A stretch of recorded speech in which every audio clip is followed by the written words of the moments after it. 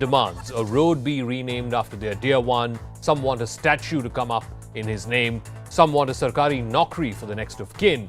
All of these were promises made to them 4 years ago by the Rajasthan government. None of them have been met.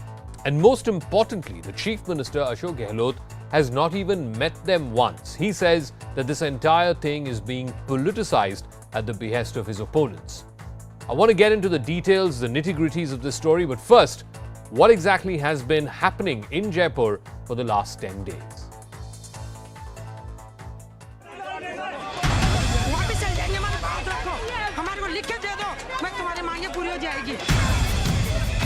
An 11-day-long protest by 3 widows of CRPF Jawans martyred in the 2019 Pulwama terror attack has turned into the latest political flashpoint in Rajasthan.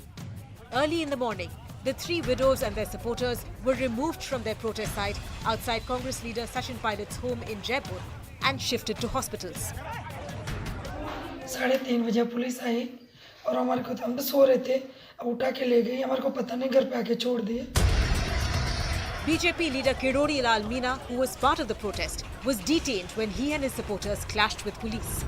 Kirori Lal Meena के साथ में जिस तरीके से ये आरोप लगा रहे हैं कि उनको पुलिस ने नंगा करने की कोशिश की, सवाई मानसिंह अस्पताल की मॉर्चरी के अंदर ये देख सकते हैं कि यहाँ पर इस वक्त किरोड़ी लाल मीना भर्ती है. यहाँ से ये खाली करा दिया गया है. अब पूरा इलाका किरोड़ी लाल मीना के जो समर्थक हैं वो अस्पताल से बाहर है.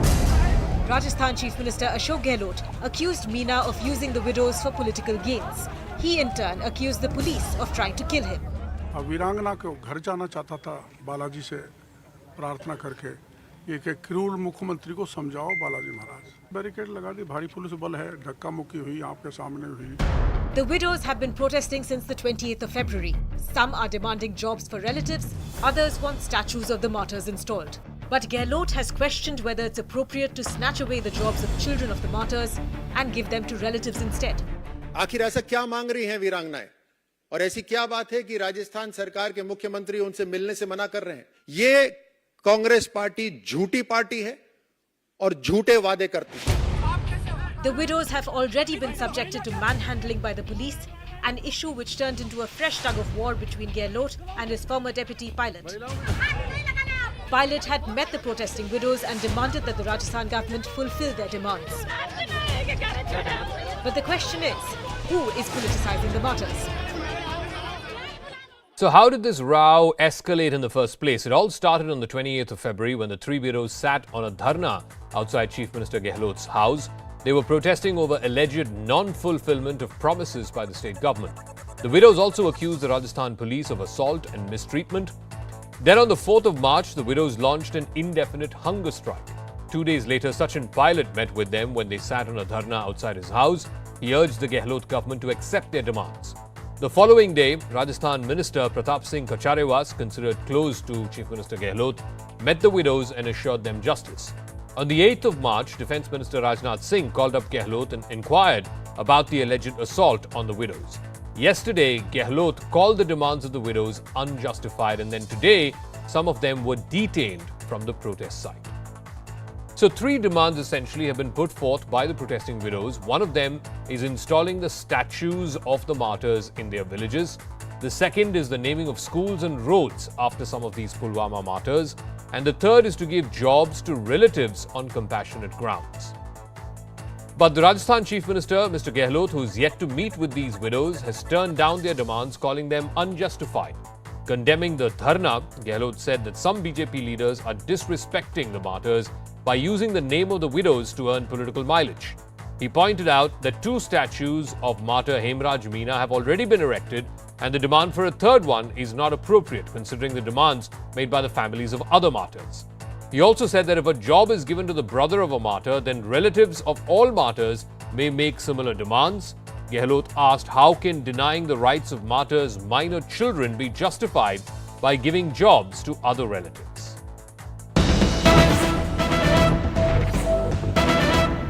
And this has divided not just the opposition and the ruling Congress there, but it's also split the Congress itself wide open. Sachin Pilot has once again attacked the Gehlot government, saying that widows should not be treated in this manner, and their claims can be easily fulfilled. This is what Sachin Pilot said. Let's listen into what he said, and then I'll go across to our guests.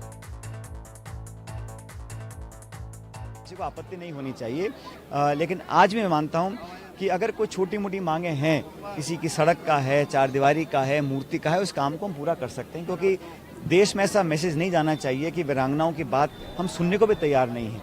बात सुनना, मानना ना मानना तो बात की बात है, लेकिन बात को सुनने में किसी को अपनी कोई ईगो सामने नहीं लानी चाहिए, किसी को भी, कोई भी व्यक्ति हो।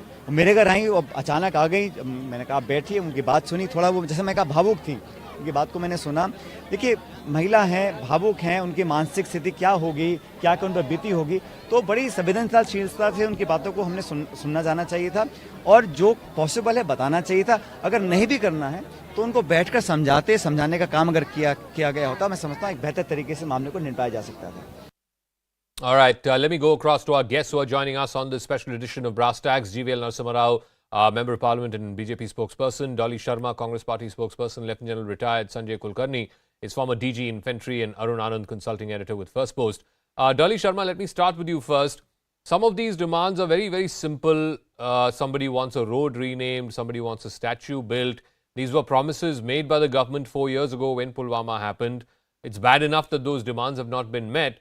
But most importantly, why can't the Chief Minister, sit down with these martyrs' wives and have a chat with them, have a chai with them? First of all, we respect our martyrs. हम अपने देश के शहीदों की बहुत इज्जत करते हैं, उनका मान सम्मान करते हैं, और रही बात उनकी, वो देखिए, सचिन पायलट कांग्रेस के नेता हैं, वो उनसे मिली हैं, हमारे एक मिनिस्टर हैं, उनसे मिली, अभी आपने ही न्यूज में दिखाया है। और रही बात जो उनकी डिमांड की है, मैं उसमें पढ़कर बताती हूँ अशोक गहलोत जी ने क्या लिखा है। वो क्लियरली जरूरी है, पता भी होना चाहिए, क्योंकि इसमें बहुत सारे भाजपा के नेता इसमें जिस तरीके से राजनीति कर रहे हैं, वो राजनीति करना ठीक नहीं है। जहां अभी शहीदों के बच्चों का हक मारकर किसी अन्य रिश्तेदार को नौकरी देना कैसे उचित ठहराया जा सकता है, ये अशोक गहलोत जी ने लिखा है। जब शहीद के बच्चे बालिग होंगे तो उन बच्चों का क्या होगा, उनका हक मारना क्या उचित है? लेकिन डॉली जी, ये बताइए, ये बच्चे जब बड़े हो जाएंगे, उसमें 10 साल लग सकते हैं, 15 साल लग सकते हैं, उस दौरान में इन परिवारों को ख्याल कौन रखेगा? मतलब उनके लिए पैसा कौन कमाएगा? किसी को तो करना पड़ेगा। जी, मैं बता रही हूँ इसके आगे। इन्होंने क्लियरली अशोक गहलोत जी ने लिखा है कि हम सभी की जिम्मेदारी है कि हम शहीदों और उनके परिवारों का उच्चतम सम्मान करें। राजस्थान का हर नागरिक शहीदों का सम्मान और अपना कर्तव्य निभाता है। लेकिन मैंने जैसा पहले ही कहा कि इस मैटर को लेकर जिस तरीके से भाजपा राजनीति कर रही है, और रोड की और मूर्तियां बनाने की, तो ऑलरेडी उन्होंने मेंशन भी किया है कि जो एक शहीद की पत्नी ये डिमांड कर रही है, ऑलरेडी उनके नाम पर दो मूर्तियां बन चुकी हैं। I understand all of that, लेकिन ये जो प्रोटेस्ट करने वाली महिलाएं हैं, उनसे मिलने की क्या आपत्ति है मुख्यमंत्री की? अभी तक मतलब 10 दिन हो गए, एक बार भी नहीं मिले। कोई आपत्ति नहीं है, एंड अशोक गहलोत जी एक बहुत जिम्मेदार मुख्यमंत्री, और मुझे पूरी उम्मीद है वो जरूर मिलेंगे। और जैसा कि हमारे सरकार के एक मंत्री मिल चुके हैं ऑलरेडी, सचिन पायलट जी मिल चुके हैं, और मुझे पूरी की पूरी GVL respond. GVL, the Congress's contention is you are politicizing it. Kirodi Lal Meena, leader of your party, was there. He was trying to instigate these women. Congress is saying this whole thing is being done at the behest of the BJP, and the BJP is politicizing this issue. The injustice meted out to the widows of the martyrs itself is a very insensitive act, and on top of it, making allegations not just against the BJP, you are also making similar allegations against spouses of these martyrs. How can a party, how can a government be so irresponsible? I think these are some of these promises were made by you 4 years ago, and if Chief Minister is questioning why children, the minor children should not be given benefits in future, I think this is a decision that can be left to the wives, to the spouses of these martyrs. How can Chief Minister decide what is good for them? As you rightly pointed out, many of them may have very young children who may take several years or decades to really be in a position to obtain a job. I think this is not just insensitivity, but even dragging them into politics. You see, as public representatives, if anybody is protesting against injustice, it is our duty to join them, duty to support them. You cannot say we are politicizing it. No, but If GVL, I think Sachin Pilot is supporting them. What Ashok Gehlot is asking is, if this is going to set a precedent that every time there is a soldier who's martyred from the CRPF or from any other paramilitary or military force, if families are going to come and say, okay, give my brother-in-law a job or give my sister-in-law a job, then what will the children do? I mean, the standard practice, the precedent so far has been that either the wife gets the job or the children do, right? I know, Jacob, but you should leave. You can leave that decision to the wife of the martyr. Okay, do you think that you can make a better decision on her behalf? Sometimes she may not be in a position to take up a job, may not be qualified to take up a job. Children may be too young, and in many cases, Jawans are only 25, 30 years of age. And even if they are married, they are likely to have children who are 2, 3, 4 years of age. Yeah. So I think it's insensitivity on the part of the Chief Minister not to have met them, not to have acceded to their demands, and on top of it, indulging in this very insulting act of lifting them early in the morning. So as if they are some criminals who are creating a law and order problem. Yeah. I think he should apologize. So first of all, the government and Congress party should apologize for this act. Let me ask Lieutenant General Sanjay Kulkarni. Every time there is a soldier who dies for the nation, whether they are from the paramilitary or from the military, it is incumbent upon the state to make sure that their families are taken care of, right? This is basic. This is what any civilized society would do. The question that's being asked is, the state government made some promises, whatever those promises were about roads and schools and statues and jobs for the next of kin, so on and so forth. Is it so much to ask of a state to keep those promises 4 years on? Because one would imagine that, a state that values its braves should be able to value their families as well and the sacrifices that the families have made. Zaka, thank you very much. At the very outset, I'm apolitical. I do not belong to any political party, and I can state and frankly tell you, because while in the army, as much as it is in the central paramilitary forces are concerned, things are very much streamlined. And for your millions and millions of viewers that who will be listening to you at this point of time, there is question of financial hardship to the Veer Naris is impossible. The word I'm using is impossible. The financial hardship is taken care of instantly and immediately by the central government. The state government, what they give, I'll come to it later. The central government gives.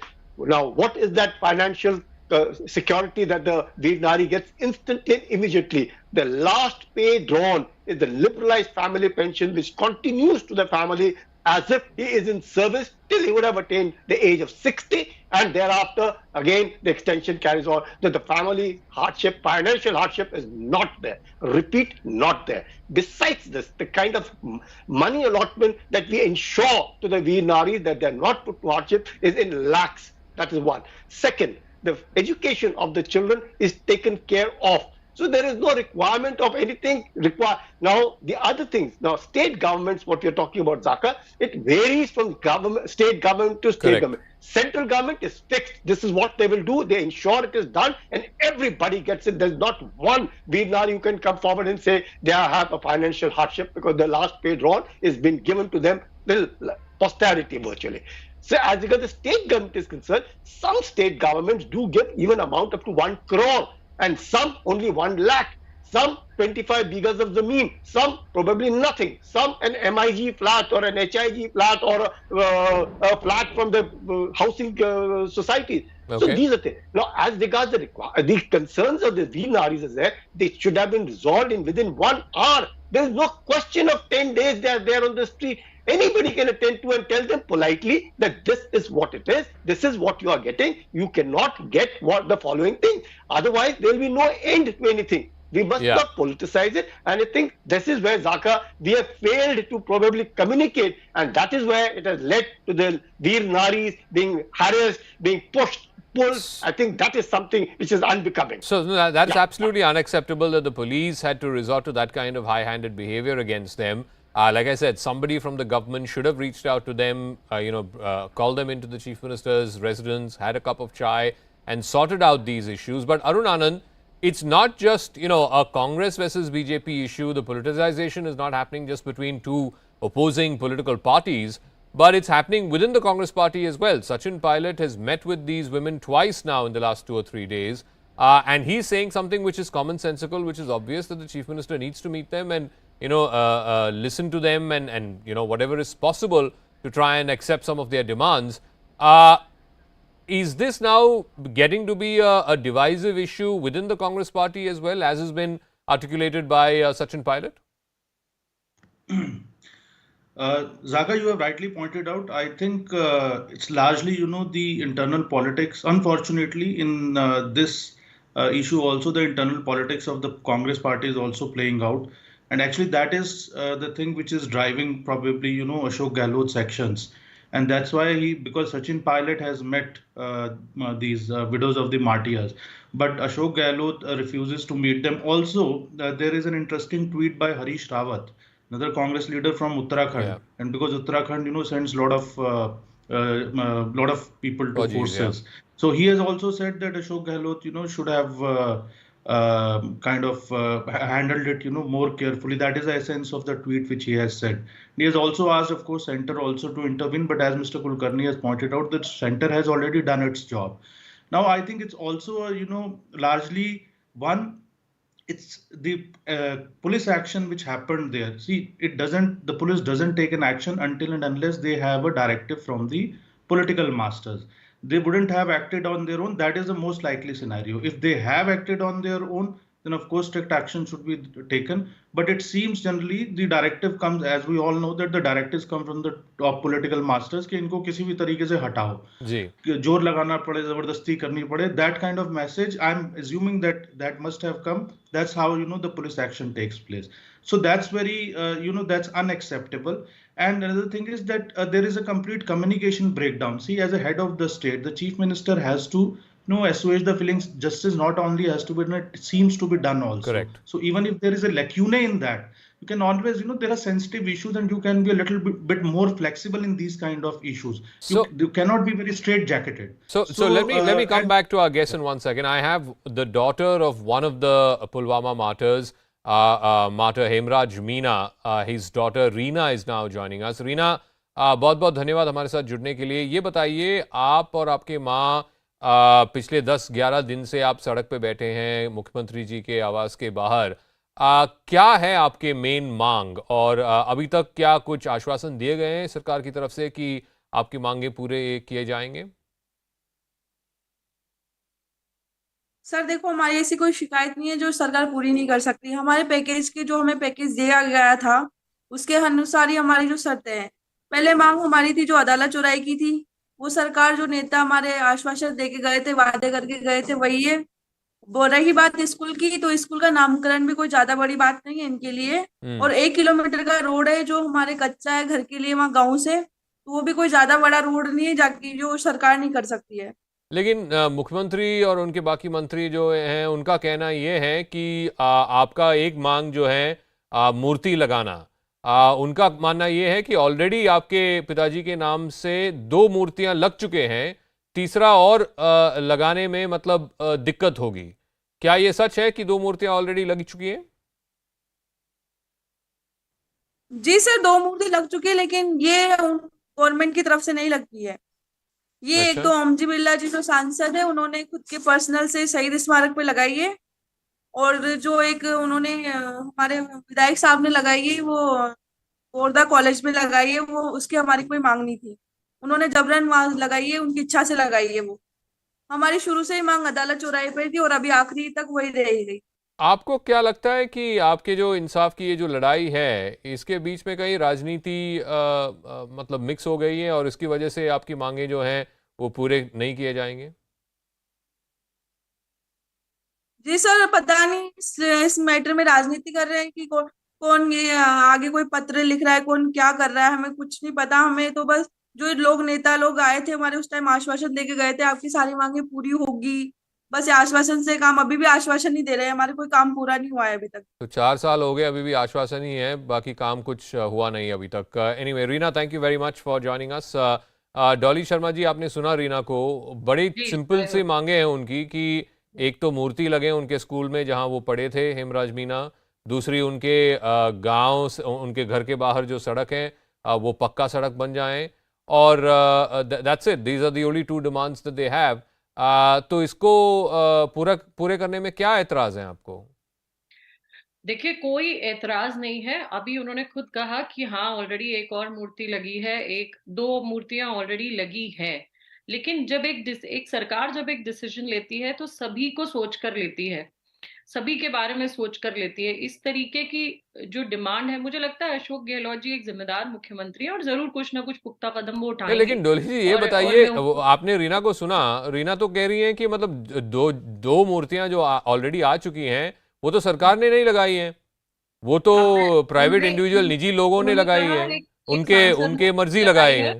और उन्होंने कहा एक सांसद ने लगाई है और दूसरी जो लगाई है वो उनकी मर्जी से नहीं लगाई है, ये उन्होंने कहा। नहीं, तो सांसद ने तो सरकारी पैसे से थोड़ी ना लगाई है, सांसद ने अपने खुद के पैसे से लगाया है। मैं आपसे यही बात कहना चाहती हूँ कि अशोक गहलोत जी जिम्मेदार मुख्यमंत्री हैं, वो जरूर इसका कुछ ना कुछ हल निकालेंगे और वो मिलेंगे भी परिवार से। आप निश्चिंत रहिए, क्योंकि और रोड को कंक्रीट करने में क्या आपत्ति है? कांग्रेस पार्टी का ऐसा नहीं है जाका जी कि लोग मिले नहीं है जाके उनसे, या लोग मिल रहे हैं, बात भी करे। एक मंत्री भी आप ही ने बताया अपने न्यूज पे मिले हैं, सचिन पायलट जी भी 2 बार मिल चुके हैं और जल्द मुख्यमंत्री जी भी मिलेंगे और जरूर इसका हल निकाला जाएगा। Okay, GVL Narasimha Rao, you are mixing politics. You heard Reena also saying पता नहीं क्यों राजनीति इसमें मिलाया जा रहा है। हमारी एक ही शिकायत है कि हमारी मांगे पूरे हो जाएं। So are you actually impeding the cause of the martyrs' wives by mixing politics into it? No, actually, I'm asking. Sorry, no, I think it's. Yeah, see, it is duty of any political party to join cause with somebody who's seriously aggrieved. In this case, it is Veer Naris who have lost their husbands, whose husbands have actually sacrificed their lives for the cause of nation, and we are not making any new demands on the government. These ladies are only seeking government to fulfill demands which it has itself made, and to stand by them is not politics. I think it's our duty, and if anybody does not stand up with them, I think they are actually indulging in an act of anti-nationality. I think it is our duty. We are proud of it. If Sachin Pilot has joined, maybe I think it's possibly a Pilot versus Gehlot ego battle, but they should not really use issues like this to be brought into their ego battles. But GVL, the reason why there was police high-handed behavior and this flare-up between the police and the protesters was because they are saying Kirodilal Meena, who is a BJP MP, him and his supporters came there and created a scene, and that's how things went out of hand. No, there is nothing to go out of hand. Like you rightly said, what was the ego? They had actually gone and met, I think, Honorable Governor, who actually advised them to meet the Chief Minister because he is the executive head. Chief Minister could he not find 10 minutes, 5 minutes time to give them assurances? Building a 1 kilometer road, is it a big thing for a Chief Minister? Even for a Gram Panchayat, they can do it. They could have built it under Narega. They could have built it under any scheme. It's only an ego battle. I think Gehlot doesn't seem to have his priorities right. Because you have gone and met somebody in his party, I think he has decided to take cudgels with them. I think it's a very negative way, and certainly this is not the way where you should be settling political scores. We need to respect our braves and their families, and Gehlot, the least he can do today is to apologize to the 3 women and accede to their demands. I think at least he'll be able to save himself from further embarrassment. So let me ask General Kulkarni. I mean, you've heard the daughter of one of the martyrs. their demands are very, very small in nature, and one would even say maybe even private in nature, in the sense that other than the road which the government has to put, the putting of a statue, the renaming of the local school, does it really require A, government intervention, and B, more importantly, again, like you keep saying, it doesn't come back to taking care of their financial stability, because that seems to be a box that's been checked. They are saying just give jobs to the brother-in-law or the sister-in-law. Zaka, as regards the jobs for brother-in-law and sister-in-law concerned, I think it's the respective state government's responsibility. If they can, they should. But otherwise, legally speaking, just the family of the martyr. That is what it is. And that is what the law says about. Others, it's the state government to do what they wish to do.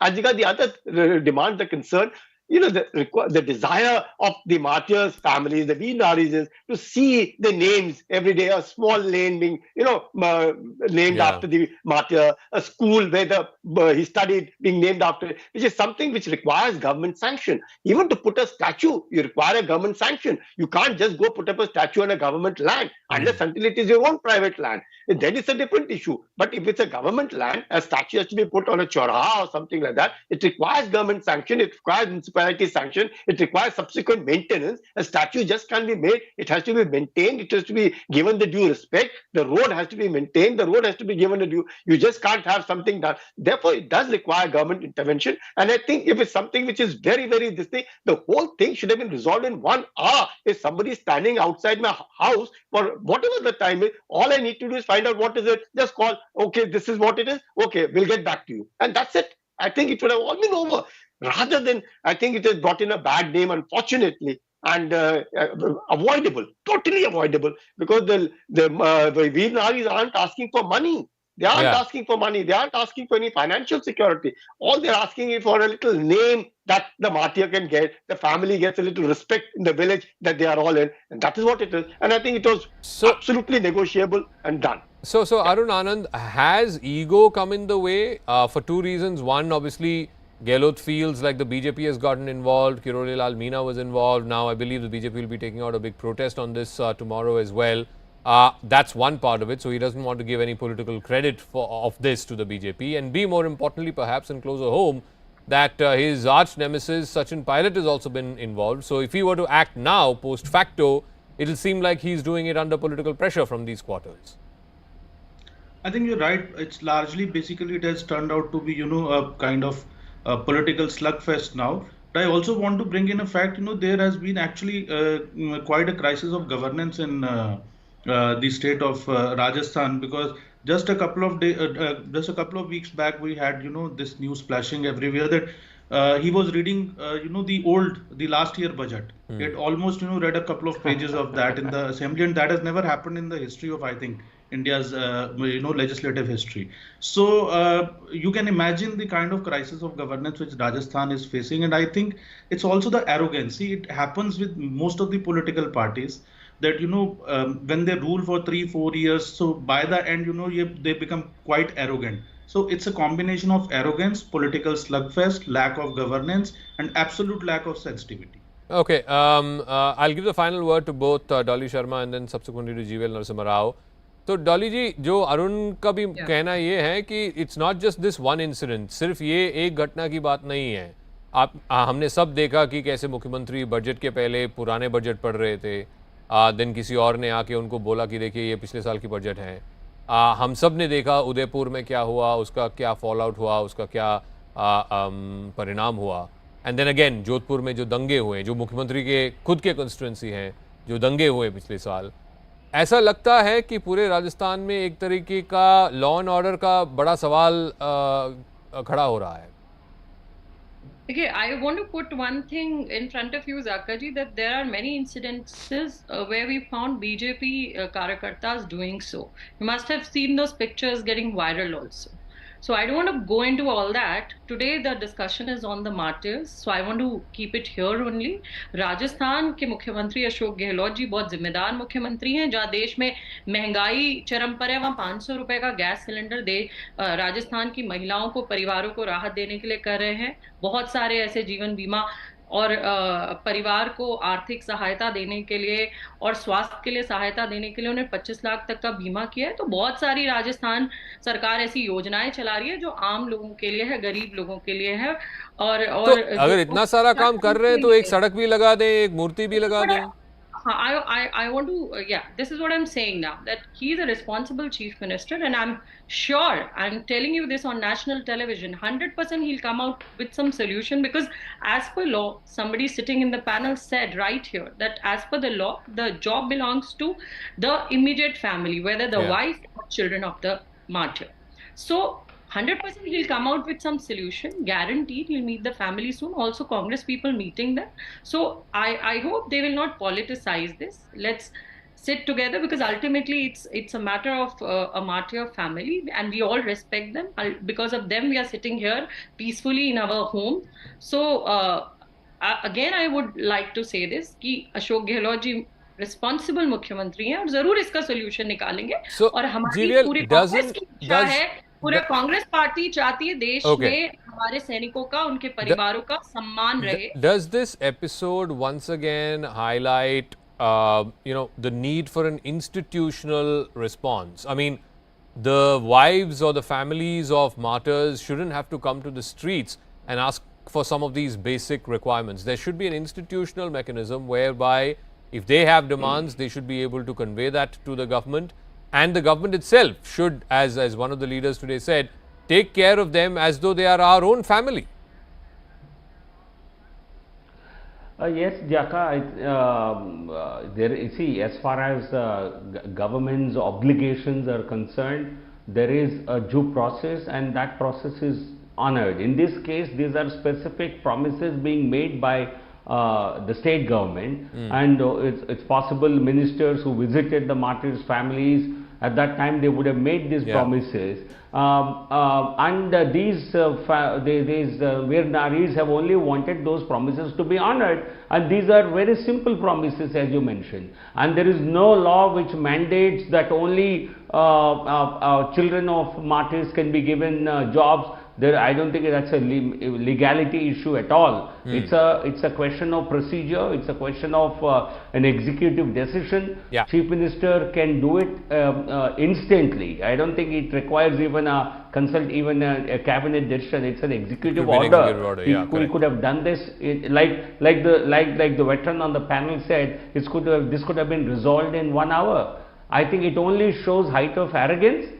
And they will pay a heavy price for it, and that's why I said Chief Minister, if he wants to cut his losses, immediately apologize to the three Veer Naris and promise to deliver whatever they have assured in a time-bound manner, in a manner of 3-4 weeks or whatsoever. Otherwise, he will be seen as the most insensitive chief minister. We'll have to leave it at that. We'll see how the state government responds to this. Like I said, these are not very, very gargantuan or earth-shattering demands. These are very, very simple demands. A kilometer of Pakka road or a statue in the name of the martyr. I don't think it's something that the government should put it past them. In fact, the government should take it up as its own initiative and reach out to these martyrs' families. The last thing we want is any of our martyrs' families staying on the road for their basic demands. Let's take a quick break here on Brass Tack. Coming up right on the other side is a big CNN News 18 global exclusive. Who blew up the Nord Stream pipeline between Russia and Germany? American investigative journalist Seymour Hersh, who was the first one to blame the United States and say this was carried out by state actors of the US, is now being contradicted by the New York Times. Hersh has his first response in this global exclusive interview right on the other side of this quick break.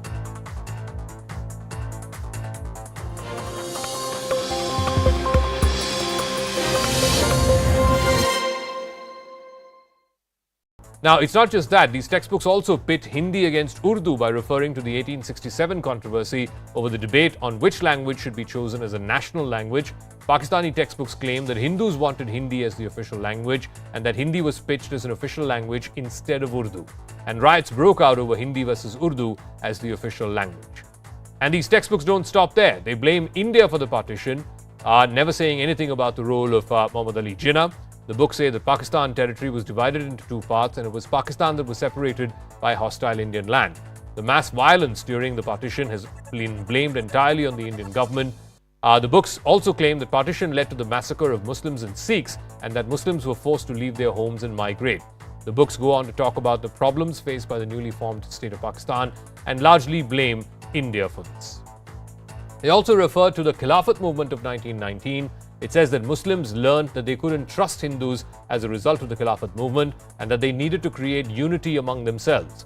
The book also claims that the Khilafat movement was introduced for Muslims and was meant as a concept of nationhood for Muslims of India. So let me now bring in our guests who are joining us on this. Shehzad Poonawala is BJP National Spokesperson. Omar Altaf is a senior Pakistan journalist. Omar Altaf, let me start with you because, for me, the most startling thing has been the reference to Mahatma Gandhi as a leader of only the Hindus and the Indian National Congress as a party of only the Hindus. I don't think any leader in the history of the subcontinent fought for independence or for Hindu-Muslim unity as much as Gandhi did. Absolutely, you're right in highlighting the greatness of Gandhi, the founder of India. I think no attempts. I think Gandhi's role is universally accepted. But in Modi's India, it's not accepted. In Modi's India, his killers are glorified, as you must be aware how RSS thinks. But Mr. Altaf, I'm asking you about Pakistani textbooks. No, I think any textbook that criticizes or paints Gandhi in a negative way, it should be condemned. So why are Pakistani kids being taught that? Why are Pakistani kids in classes 8, 9 in Pakistani schools being taught that Gandhi was just a leader of the Hindus? I think that curriculum is not right for young minds and it should be rectified. That's my opinion. But how do you have the audacity to point out Pakistan's flaws? We don't accept Gandhi as a founding father.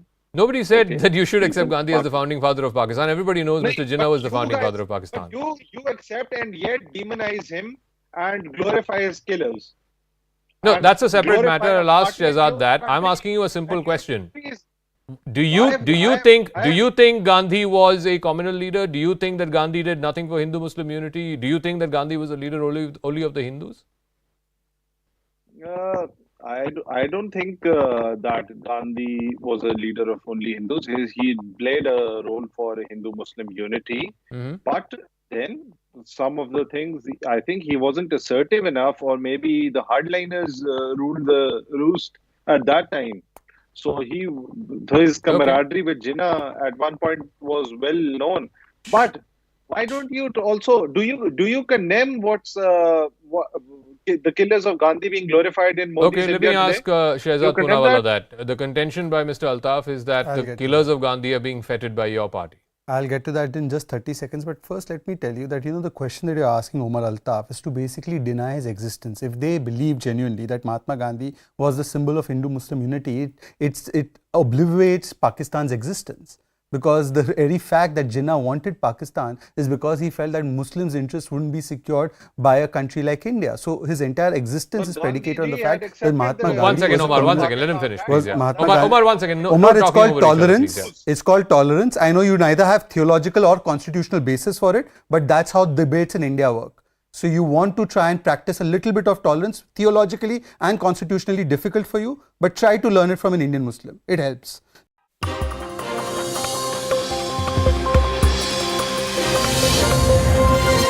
So there's been a lot of news reporting, a lot of interest on this very simple question: who blew up the Nord Stream pipelines? Remember, in September of last year, the Nord Stream 1 and Nord Stream 2, which are two parallelly running pipelines carrying natural gas from Russia to Germany, were blown up. There were massive explosions which happened 250 feet below the sea. Now, the first report that came out, which was last month by a famous American journalist, which seemed to suggest that this was an inside job. It was carried out by the United States using state actors. Now, just this past week, there's been some follow-up reporting, both by the New York Times and the Washington Post, which seemed to suggest that it was not an inside job by America, but this was done by a pro-Ukrainian nationalist group, a bunch of amateurs who carried this out. What is the truth of who blew up the Nord Stream pipelines? What are the consequences and the implications of that? And will we ever get to know the truth. I want to first go across to a famous American investigative journalist, a multiple-time Pulitzer winner, famous investigative journalist Seymour Hersh, whose first reporting on this last month seemed to suggest that this was done by America at the orders of the President of the United States by state actors. Seymour Hersh, thank you very much for speaking with us here on this News 18 Network Global Exclusive. Thank you for your time. So your report, which came out in February, which suggested that it was America which blew up the Nord Stream natural gas pipelines, was based on a single anonymous source, an unnamed source. Can you explain to our viewers and people who are watching this interview, who are listening to this interview on our digital platforms and on our television platforms, as to why you chose to go with a story of such huge implications, so much consequence, based on just one single anonymous source? Because I'm not coming from outer space on this story. I understood it was going to be important. And so last fall, the pipelines were blown up September the 26th last year. And there was no way, common sense, you have to deal with common sense. Well, let's see. I knew that no Russia would have done it because Putin already had responded. There's two major pipelines, Nord Stream 1, which has been alive since 2011, and Nord Stream 2, these are huge. They move millions of whatever the measurement is of natural gas. There is a different measurement, and it's not cubic feet. It's they move in. Nord Stream 1 turned Germany because it supplied cheap natural gas that was very clean, more than they needed it. Anyway, I'm just giving you all this because I can answer your question, but I'd be coming from the blue, and I don't want to come from the blue. I want people to understand I've done this a long time. So the White House, Mr. Hersh, they have rejected your story outright. They've called it a figment of your imagination. More fiction than fact is the wording that they used. Germany has also taken a very cautious line on your story. You referred before in your first answer to Western media like the New York Times, the Washington Post. Had you taken your story to the editors there, would they have published such a consequential story basis just one single unnamed anonymous source? How would you react to that? The source, the way I described the story and the intent of how I sourced it was to be as vague as possible. It would have been very dangerous to have somebody. It would be dangerous for anybody telling me this story to be in a meeting, because the one thing my government can do well is find people. And I think it's very important when I say I've never burned anybody. So I'll take the heat on the question of sources. What I said was somebody who had access to information, and that could be 1 million people. And so the story simply is, I asked the question last fall in October. The pipeline was blown up in September. Common sense said that since Putin himself had ordered the first pipeline to be shut down in anger at the language of the Biden White House, this is before there was any talk of an invasion of Ukraine. The language from the beginning was very rough, and as it was towards China. The second pipeline was brand new. It's the first one I said started in 2011. The second one was built because there was a need for gas. Germany was retailing. They were selling it downstream. They were selling Russian gas. They had so much at such a cheap price. They were selling to distributors in Western Europe, and Russia looked away. It's okay. So the second pipeline, called Nord Stream 2, was completed in about late 2020 or late 2020, when things were already tense. When Russia clearly Putin had said, I've had it. He's already considered the Ukrainians to be a sub-level, serfs. The only reason I can explain for blowing up the pipelines, that he had a team study the issue. I wrote about this in the articles I wrote for the Substack group for them in 4 weeks. He had a team there very early, before the war began. He wanted an option. He asked the CIA, give me an option. What can I do to convince Putin not to go to war? And one of the options was, and this team went to Norway, which has been an ally of us in Vietnam, and Norwegians have been our our helpers on down and dirty stuff all the time.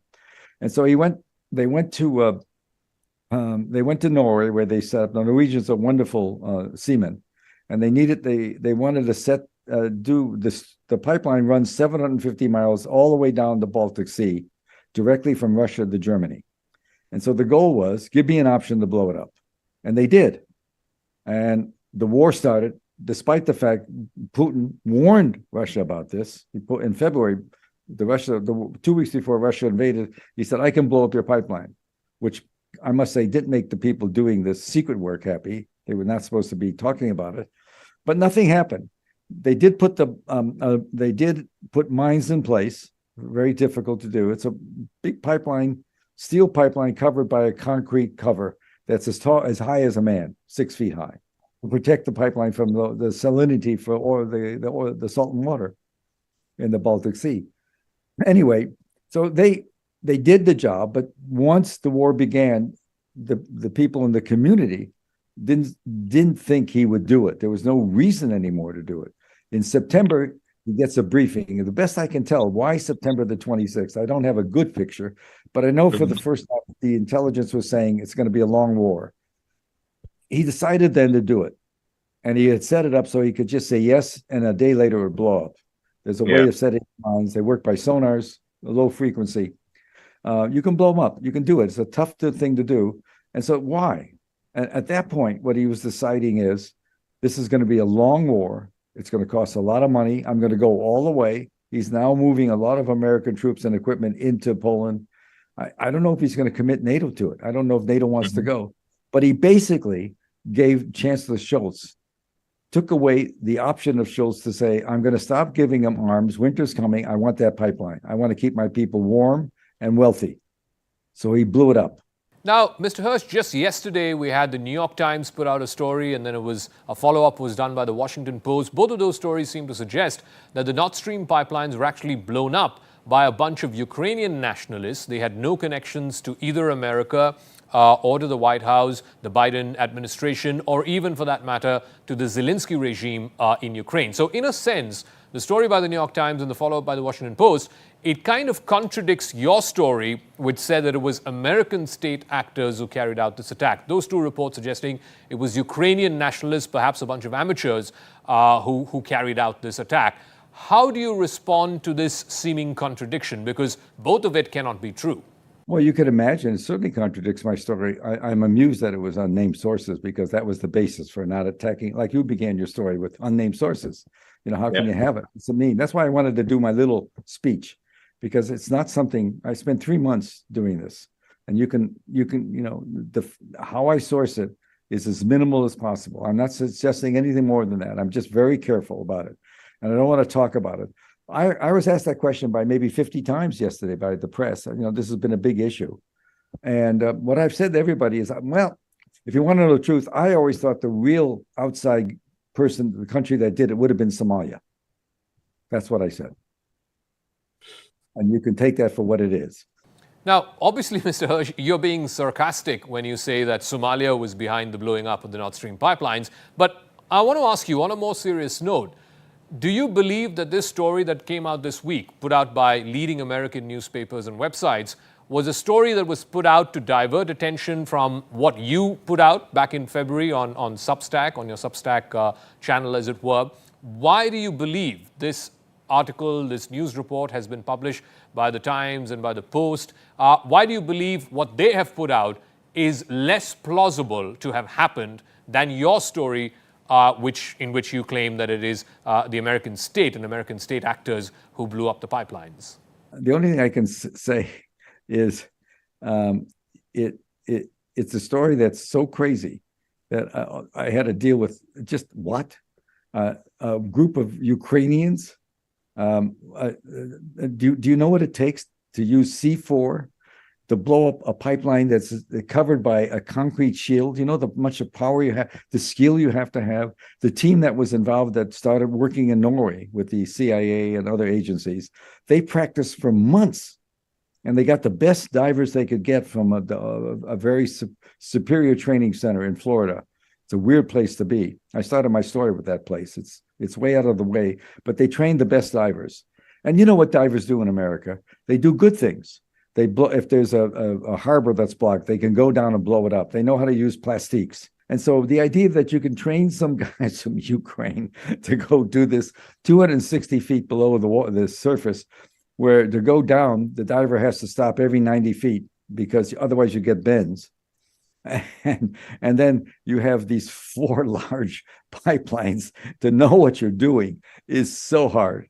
And so whoever thought up that story in the White House or wherever it is, my problem with the people that are in the national security business, Blinken, Tony Blinken, Secretary of State, the guy that wouldn't go to China, meet his counterpart because of a balloon, they're so hostile. And Jake Sullivan, the national security advisor, and Newland, I call them Winkin, Blinken, and Newland for the children's story. They're way over their head. They're just not, they may have great degrees from the best universities, but they're just not very smart when it comes to common sense. The president of the United States could have asked the CIA, the NSA, something called the Major Office for Intelligence, it's called the ONI, Office of National Intelligence, which is the top dog, and they have an office for intelligence. He could have tasked them all to tell me who did it, because we have such access. We can go back and copy conversations, pull up conversations that took place 2 years ago and replay them. That's how much security we have. We copy everything. Mm-hmm. But he never did it. You know why he didn't do it? Because he knew the answer. Of course he did it. And he can write all these stories. The Washington Post did one too, but in the same idea. The problem with the story is, for them, they never acknowledged my story. The New York Times, the Washington Post, the White House. The White House denied it. And the cable companies, you know, Trump changed America. Trump, you were either for Fox News or you were for CNN and MSNBC. And that's the way it was divided. And so I come down with this story, and I'm not Trump, but I'm not, it's a story not friendly for Biden, because the implications for Europe are horrific. And I will tell you, this story has not stopped cooking in Europe. That's what kept it alive when the American press never wrote about my story at all. I got an awful lot of attention, I'll tell you that. And that's why this story has traction, because my country is really worried about this White House. Now, as per your reporting, there were multiple players involved in this top secret operation. You had the President's office, you had the National Security Advisor's office, the Secretary of State's office, and of course, the Undersecretary for Political Affairs. All of them were involved from the American side. You also say in your report that the Norwegians were directly involved. So it was not just the Americans, the Norwegians were directly involved. You also say in your reporting that the Swedes and the Danes had also been briefed about it. It happened off an island that is close to both Denmark and Sweden, controlled by Denmark, of course. And yet, for 6 months after this explosion happened back in September, and your story came out in February, how come this story did not leak? How come no one had wind of this story? How do you explain how they managed to bury such a story of such huge consequence, which had such multiple players, multinational players, from ever coming out? Well, first of all, there weren't so many players. There were 2 miners, 2 divers. The people could go down. It was in the military chain of command. If it was in the special forces, the SEALs or the CIA alone, they'd have to tell Congress. But it was constructed as basically a military operation in which had a CIA component. It was always, and so the divers were not SEALs, who are special operators, and they only 2 divers were used. You know, that's how skilled they were. These are people that had spent 20 years doing it, and they're tough. They don't talk. You know, the divers always, the Navy divers that are good always joke about the American Navy SEALs. You know, the commandos, they're heroes. They say they're like swimmers, and they talk too much. You know, they go on television and they write movies. They're always in movies about some SEAL doing that. You won't cite a movie about a Navy diver. And so they're very good. They keep their mouth shut. How many people have to know? You have to deal with the Norwegians. And a week after I did this story, I did something called Substack. I publish when I want. I publish every Wednesday, a piece, once a week, and you get an audience that way. And the people have to pay, you know, and it's a different thing. And the Norwegians have always been our boys. They were in Vietnam long before the war. The North Vietnamese went in. We were doing operations with Norwegians driving our SEALs off the coast of Norway. The American SEALs would go in at night and try to blow up radar installations, cause trouble domestically, with food props and stuff like that. Long before the war was declared, Johnson wanted North Vietnam to do something aggressive. The war was going on in the South and it wasn't going well in 1964. He wanted to take the war to the North and start bombing. And they finally had invented, and it's a famous story, they invented a North Vietnamese attack on an American destroyer that didn't take place. And they lied about it. And Johnson went on television. He said, I'm going to respond. And America said, yes. We're all very jingoistic. We're all jingoistic at heart. If somebody kicks me, you want to kick back. And the war started on a false premise. The Norwegians were all over that. I have photographs of Bill Colby, the head of the CIA, who I tangled with a lot in the 70s, working for the OSS, the American Office of Strategic Services, the underground people that worked against the Germans. I don't want to make light of it. This is a serious thing. But what the White House has done is just made us stumble in their panic. If they want to find out what happened, just ask their CIA or officially ask. It's called a task. You send a tasking order. That means that the president, everybody jumps up, aye, sir. But they haven't done that. Why haven't they done that? Do you really think Putin, who shut down one pipeline, is going to blow up with the other one? I mean, who thought that? Nobody. And so who else could have done it? That's why I was, I can't think of who. I can't, Pakistan, So keep on going. What else?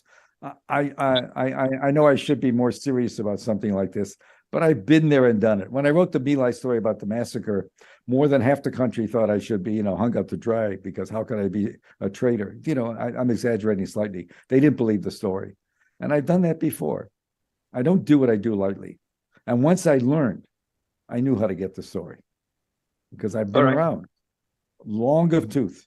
All right, Mr. Seymour Hersh, thank you very much for your time and for your insights.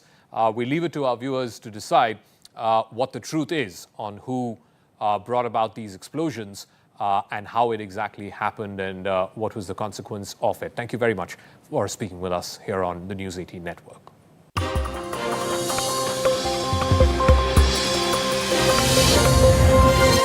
Go to Pakistan. There are recurring references in textbooks of how Muslims are not being able to trust Hindus in the fight for independence. The textbooks also stress on how Muslims were seemingly oppressed at the hands of the Hindu majority. Even in post-partition problems in Pakistan, whether it is feeding the refugees, mass violence, all of that has been blamed entirely on the Indian government. But the most stark reference in these history textbooks in Pakistan is to Mahatma Gandhi, who of course the world acknowledges was the man who led India's fight for freedom against British rule. Mahatma Gandhi has been reduced as a leader of just Hindus. The textbooks go on to accuse him of disregard for Muslims. The textbooks say, and I quote, Gandhi and his young supporters took charge of the Congress and the approach of Hindus as a majority and disregarded Muslim rights, creating hatred, jealousy, and narrow-mindedness. There is a chapter on the formation of the Indian National Congress which says many Indians join hands to demand for India's nationalism purely Hindu in religion. The Indian National Congress therefore became a more Hindu political party than a voice of all of India. Now, it's not just that. These textbooks also pit Hindi against Urdu by referring to the 1867 controversy over the debate on which language should be chosen as a national language. Pakistani textbooks claim that Hindus wanted Hindi as the official language and that Hindi was pitched as an official language instead of Urdu. And riots broke out over Hindi versus Urdu as the official language. And these textbooks don't stop there. They blame India for the partition, never saying anything about the role of Muhammad Ali Jinnah. The books say that Pakistan territory was divided into two parts and it was Pakistan that was separated by hostile Indian land. The mass violence during the partition has been blamed entirely on the Indian government. The books also claim that partition led to the massacre of Muslims and Sikhs and that Muslims were forced to leave their homes and migrate. The books go on to talk about the problems faced by the newly formed state of Pakistan and largely blame India for this. They also refer to the Khilafat movement of 1919. It says that Muslims learned that they couldn't trust Hindus as a result of the Khilafat movement and that they needed to create unity among themselves. The book also claims that the Khilafat movement was introduced for Muslims and was meant as a concept of nationhood for Muslims of India.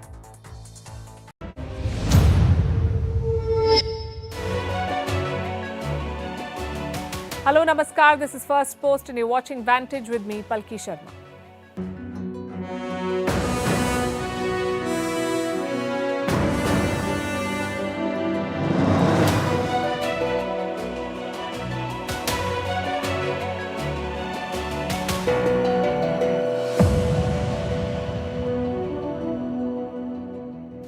Our top story today features the Indian rupee. It's going global. More and more countries are signing up to trade in the rupee, which means it reduces our reliance on the dollar and gives wider acceptance to the Indian currency. We'll tell you all about it tonight. In Ukraine, the Russians are striking with a vengeance. Scores of missiles, air raid sirens. It is quite a strike. Meanwhile, Anthony Fauci is back in the headlines, the man who led America's pandemic response.